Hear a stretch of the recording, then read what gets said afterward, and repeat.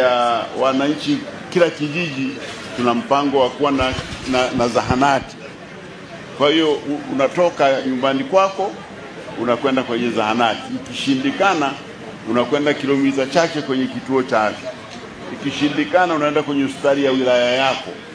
Ukishindikana unakuja kwenye rufani kama mahakama, unaanza ya mwanzo mpaka mahakama kuu, sawa?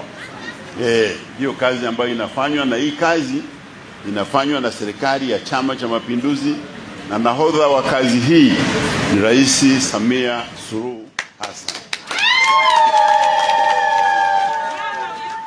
Kwa hiyo tunaposema Samia mitano tena, hatusemi uongo, tunasema mambo ya kweli yanayotokea.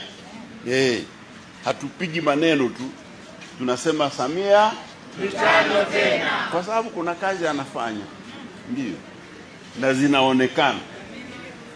Lakini nyinyi mje hapa mdanganywe na maneno matupu tu ya watu wanapita, mara waenda Angola wafukuzwe, mara wapi. Mtapoteza wakati wenu bure. Asante, tuende tukajenge.